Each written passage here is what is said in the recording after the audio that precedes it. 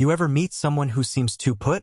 Like they've got every answer, every smile, every move calculated down to the second? Now imagine that person is your therapist. The one you're supposed to trust with your secrets. Except what if they're the one with the most to hide? This isn't just a story about a troubled patient. It's about the lies that live inside the people we turn to for help. It's about what happens when guilt festers. And revenge has a name. Welcome to True Crime Teejan. This is the case of the last patient. Dr. Claire Moreau's mornings were precise, her habits disciplined, oatmeal at 6:30. The rhythmic click of the spoon against the ceramic bowl, a familiar comfort in the quiet apartment.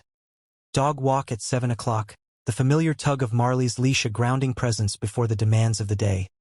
Office by 8 o'clock, the familiar scent of polished wood and leather-bound books, a silent welcome. On the surface, she lived a simple, successful life. Behind the elegant wire-rimmed glasses that sat perched on her nose and the warm, practiced smile she offered the world was a woman who had mastered the art of forgetting.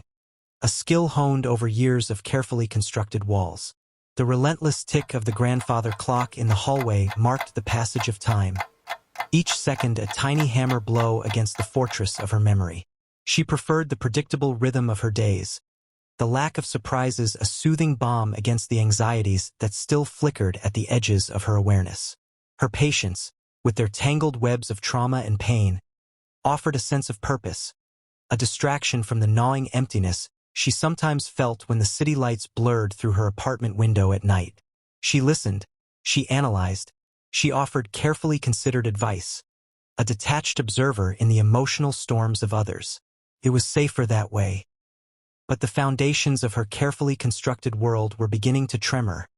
A subtle shift beneath the surface that she couldn't quite identify. It started with small things, a fleeting sense of déjà vu, a familiar scent on the breeze that triggered a vague unease, a name whispered in a crowded room that sent a shiver down her spine. She dismissed them as stress, the inevitable byproduct of a demanding profession. But the feeling persisted. A low hum of disquiet that resonated deep within her. Then, on a particularly bleak and rain-swept Tuesday, an email notification pinged on her computer screen, signaling a new intake request. A man named Jonas Delray had been referred by a local crisis center. The digital case file was disconcertingly thin. Chronic paranoia, history of insomnia, claims of being watched. The brevity of the description sent a prickle of unease through Claire. Paranoia was common enough, but the mention of being watched, it had a particular resonance that made her skin crawl. Jonas arrived 20 minutes late for his first appointment. A shadow hunched against the doorway. He wore a dark, oversized hoodie that swallowed his frame, and his face was partially hidden beneath a mop of unkempt, dark hair that fell across his forehead. But his eyes, sharp, intensely blue, and unsettlingly unblinking, bore into her the moment he stepped into the room, a laser-like focus that made her feel instantly exposed. "Jonas, I'm Dr. Moreau," she said calmly, her voice betraying none of the sudden unease that had settled in her stomach. She offered a practiced smile, a gesture of welcome designed to put her patients at ease. "Please have a seat. Let's start wherever you feel comfortable." He moved slowly, deliberately, his gaze never leaving her face as he lowered himself onto the plush armchair opposite her desk. His hands were clasped so tightly in his lap that his knuckles were white. "They're watching me," he said, his voice a low, raspy whisper that seemed to carry the weight of sleepless nights and constant fear. "Through things, through places, through my memories." Claire nodded slowly, her pen moving smoothly across the notepad on her desk, recording his words, his demeanor, the almost palpable tension that radiated from him. "Tell me more about that, Jonas. Who are they?" He shifted uncomfortably in his seat, his eyes darting nervously around the room before returning to her. "Everywhere. In the reflections in windows, in the static on the television, in the way people look at me on the street. And in my dreams, I see things. Things that aren't real but feel real. Things I can't explain. I see flashes of a red car," he continued, his voice dropping even lower, as if sharing a dangerous secret. "A scream, high-pitched, terrified. Someone running away from something or towards something. He paused, his unblinking gaze fixed on her, a strange, knowing smirk playing on his lips. You know what I mean, don't you? Claire's hand froze for a fraction of a second above the notepad, the pen hovering mid-stroke. The casual accusation, the unsettling certainty in his voice, sent a jolt of icy fear through her. Her carefully constructed composure wavered for half a second before she consciously blinked it away, forcing her expression to remain neutral, professional. "Why do you think I would know, Jonas?" she asked, her voice calm and even, a carefully modulated tone she had cultivated over years of practice. He merely shrugged, the smirk widening slightly. "Just a feeling. You have that look, like you've seen things too." The feeling that settled over Claire in the following weeks was akin to a slow, insidious poison seeping into her system. Over the next 3 weeks, Jonas's therapy sessions grew increasingly strange, each encounter chipping away at the carefully constructed walls around her past. He never missed an appointment, arriving precisely on time, yet always carrying that aura of unease and suspicion. He rarely blinked, his intense gaze unnerving, and he never, not even once, offered a genuine smile. Claire, who had sat across from countless individuals wrestling with the darkest corners of the human experience, were veterans haunted by battlefield memories, abuse survivors bearing invisible scars, individuals grappling with the crushing weight of grief, found Jonas unsettling in a way she couldn't quite articulate. His paranoia, while present, felt like a mask, a smokescreen for something else, something far more personal and targeted. He began to mention specific street names, obscure locations she hadn't shared, places that held a secret significance only she would know. One day, he casually described the small neighborhood park where she went for a solitary jog every Sunday morning, detailing the winding paths and the old oak tree by the pond. "You go alone," he had said, his voice flat, devoid of emotion. Every time, the casualness of the statement, the unsettling accuracy of his observation, finally broke through Claire's professional detachment. "Are you following me, Jonas?" she snapped, her voice sharper than she intended, the carefully constructed facade cracking under the pressure of her rising panic. Jonas merely shrugged, his gaze unwavering. "Maybe you're just easy to read, doctor." The ambiguity of his response was more terrifying than a direct admission. It left her questioning her own perceptions, wondering if she was indeed being watched, or if her own buried anxieties were manifesting in paranoia. She started double-checking her locks at night, glancing over her shoulder when she walked down the street, the feeling of being observed a constant, nagging presence. That night, Claire returned home from a particularly draining day at the office, the weight of Jonas's words still heavy in the air. The rain had started again, a persistent drizzle that mirrored the disquiet in her heart. As she fumbled with her keys at the front door, she noticed something was wrong. The back door, usually securely locked, was slightly ajar, a sliver of darkness beckoning her inside. Her heart hammered against her ribs as she cautiously pushed the door open, her senses on high alert. The apartment was silent, the familiar comfort of her home replaced by an unsettling stillness. She moved through the rooms, her breath catching in her throat, half expecting to find an intruder lurking in the shadows. Nothing seemed out of place. The television was off, her books neatly stacked on the shelves, the mundane order of her life undisturbed.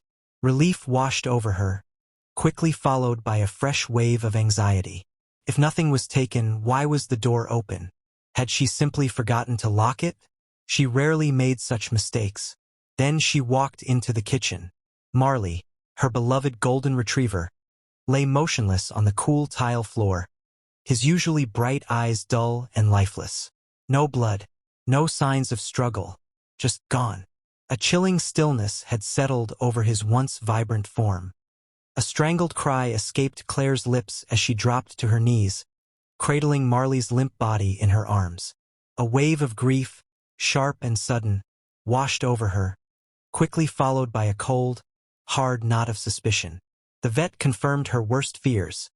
Marley had been poisoned, a fast-acting toxin, leaving no trace. Claire didn't file a police report. The thought of explaining the open back door, Jonas's unsettling comments, the strange feeling of being watched, it all felt too complicated, too dangerous. She buried her grief, just as she had buried so many other things, telling herself it was a random act, a terrible coincidence. A few days later, the unease intensified. Claire found a small, folded piece of paper tucked into the mirror on her vanity, a place she rarely looked closely. Her hands trembled as she unfolded it. 2 sentences were scrawled in jagged, uneven handwriting. Your patient isn't lying. Your past has a heartbeat. The words hit her like a physical blow, stealing the air from her lungs. A cold dread seeped into her bones, a chilling confirmation of her deepest fears. Jonas knew. Somehow, impossibly, he knew. Her hands shook violently as she crumpled the paper, her mind racing, trying to make sense of the cryptic message. What past? What heartbeat? But deep down, in the hidden recesses of her memory, a long-dormant fear began to stir. Driven by a desperate need to erase the tangible evidence of this unsettling intrusion, Claire rushed to the kitchen sink, unfolding the crumpled note. With a trembling hand, she fumbled for a lighter in the drawer and set the paper ablaze. The small flame danced and flickered, consuming the words, turning them to ash that swirled down the drain with the running water. But the words themselves, the chilling message, remained etched in her mind, an indelible mark on her carefully constructed reality. 10 years earlier, the woman who now called herself Dr. Claire Moreau had lived a different life, under a different name, Claire Weller. She was 27, a raw nerve of anger and frustration, fueled by too much alcohol and a volatile argument with her boyfriend. The rain was coming down in sheets, blurring the streetlights into hazy halos as she sped down the familiar road, her foot heavy on the accelerator. She barely registered the small, dark car pulling out from the intersection until it was too late. The impact was brutal, a violent collision of metal and glass that ripped through the night. The other car spun violently, coming to rest against a lamppost. Claire's small vehicle shuddered to a halt. The front end crumpled like a discarded soda can. Panic seized her. Her head was throbbing, her chest tight, through the haze of shock and adrenaline. She saw the driver of the other car slumped over the steering wheel, unnervingly still. In the back seat, she glimpsed a small figure, a child no older than 6, thrown against the window, his face pale and lifeless. Claire stumbled out of her car, her body shaking uncontrollably. Blood trickled from a gash on her forehead, mingling with the rain that plastered her hair to her face. She looked around wildly, desperately searching for witnesses, for any sign of help. But the street was deserted. The only sounds the relentless drumming of the rain and the distant wail of a siren. No witnesses. No security cameras on this quiet stretch of road. And in that moment, Claire Weller, fueled by fear and a lifetime of running from her problems, made a fatal decision. She ran.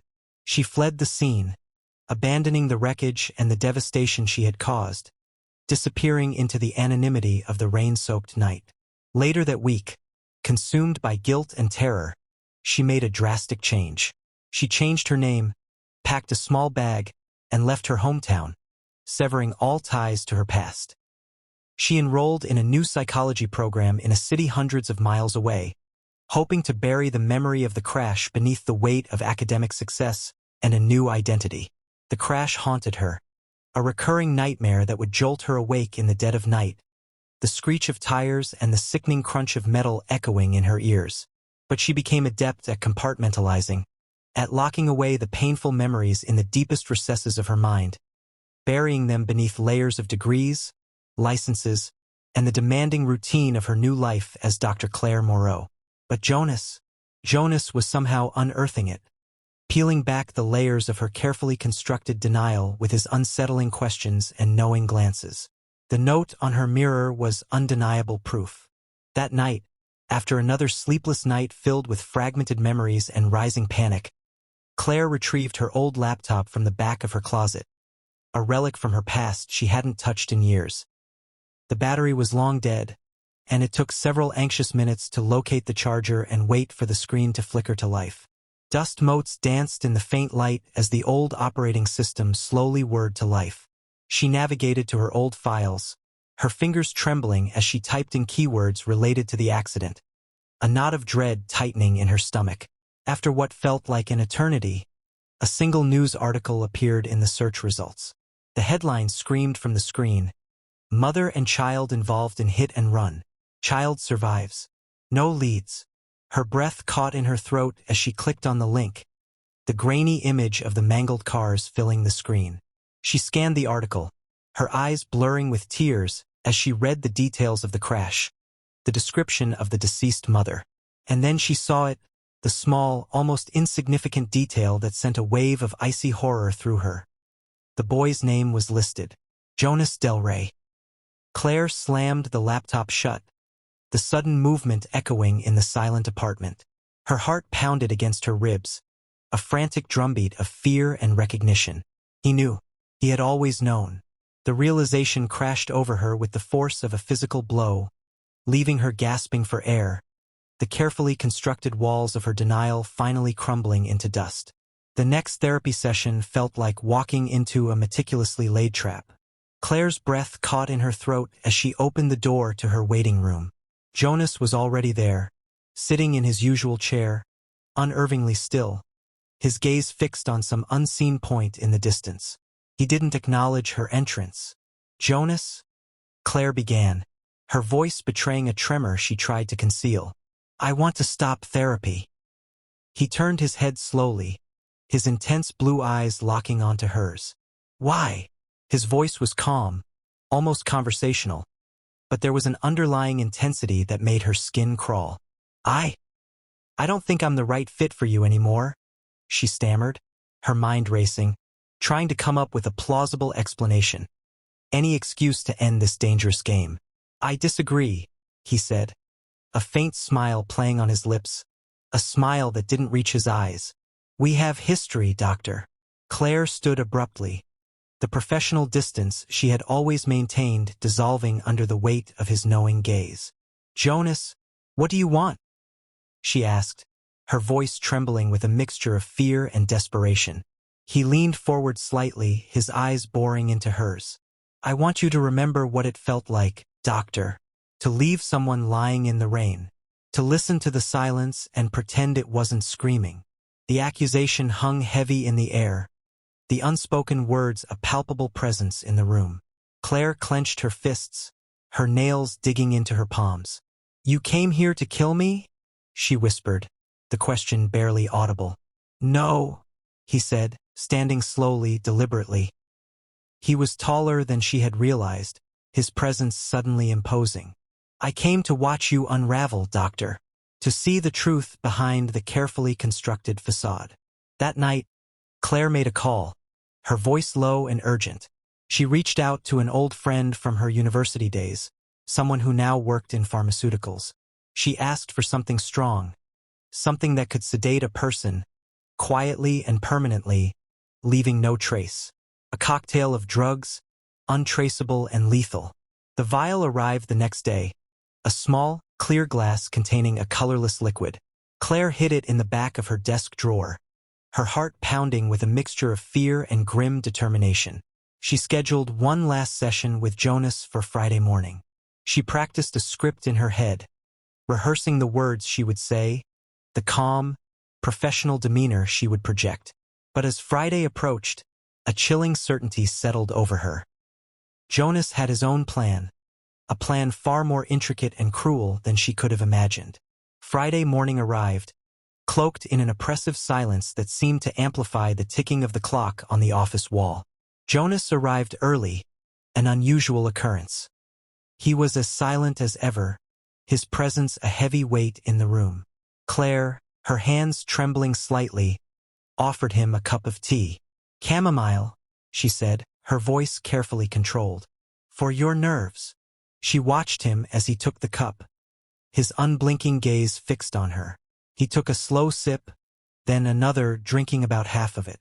They sat in silence for a long moment, the tension in the room thick and suffocating. Claire waited, her heart hammering against her ribs, the vial of poison a cold weight in her drawer. She had imagined this moment countless times over the past few days, rehearsing her lines, steeling herself for what she had to do. "I thought I'd feel guilty," she whispered, her voice barely audible, the words a confession to the empty air. "But I don't. Not anymore. I saw your mother die, Jonas. I did nothing. I let you grow up with ghosts." Jonas didn't react, his expression unreadable, his eyes still unblinking. Claire leaned closer, her voice dropping to a conspiratorial whisper. "It's too late for penance, Jonas." Then it happened. Jonas slumped forward in his chair, his body going limp, the teacup slipping from his grasp and rolling onto the rug beside him with a soft thud. Claire stood over him, her body trembling, her breath coming in shallow gasps. Had it worked? Had she actually done it? But then his eyes opened. A slow, chilling smile spread across his face. "Got everything I need," he said softly, his voice barely a whisper, yet every word echoed in the silent room. Just then, Claire's phone buzzed on the desk, a sudden, jarring sound that made her jump. A notification, a link from an unknown number. Her hand shook as she reached for the phone, her eyes darting nervously between the screen and Jonas, who was now sitting up, watching her with that same unsettling smile. She clicked on the link. A live video feed filled the screen, a wide-angle view of her own office. Multiple camera angles showed her sitting at her desk, Jonas in the armchair. The entire scene unfolding in real time, moments before she had spoken her confession. Then the feed switched to another angle, showing her opening her desk drawer, the small glass vial glinting in the dim light. Jonas sat up fully, his eyes sparkling with a chilling triumph. "You're not the only one with degrees, doctor," he said, his voice now stronger, laced with a cold satisfaction. "I'm not broken. I'm just the mirror you've been avoiding." Then he stood, slowly, deliberately, and walked out the door, leaving Claire standing alone in the silence of her office, the incriminating video playing on her phone, her carefully constructed world shattering around her. The police arrived that evening, their presence a stark and unwelcome intrusion into her carefully ordered life. Her office was quickly sealed off, the yellow crime scene tape a harsh, glaring boundary. The footage from the hidden cameras was irrefutable, the confession undeniable.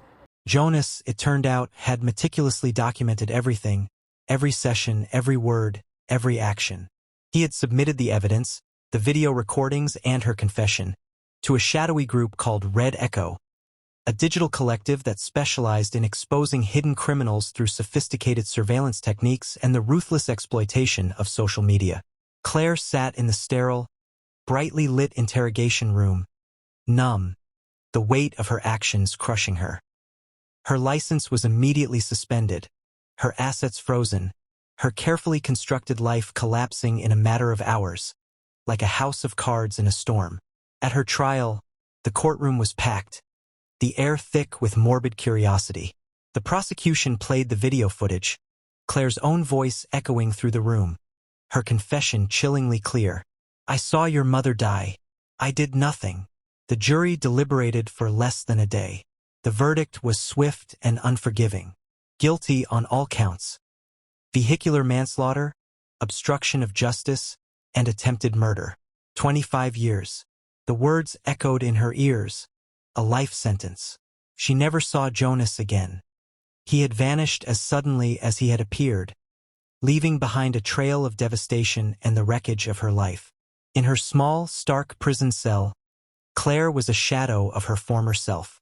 Her bunkmate, a hardened woman with a life etched in the lines on her face, called her the Ice Lady. Claire didn't speak, didn't cry, didn't react to the noise and chaos of the prison around her. But every night, after the lights went out and the prison fell into a restless silence, she would stare at the wall, at the single jagged line she had scratched into the plaster with a broken spoon, a desperate reminder. Your past has a heartbeat. Some nights, in the suffocating darkness of her cell, she swore she could still hear it, the soft, almost imperceptible echo of tires on wet pavement, the the faint, heart-wrenching sound of a child crying in the dark. But there was no going back. No escaping the consequences of her past. Only the beat, and the silence that followed. A silence more profound and terrifying than any she had ever known. Thanks for watching True Crime Teejan. If the story gave you chills, drop a comment below. Was Jonas a villain, or just a man chasing justice? Don't forget to like, subscribe, and hit the bell so you never miss a case. Until next time, stay curious, stay safe, and keep watching True Crime Teejan.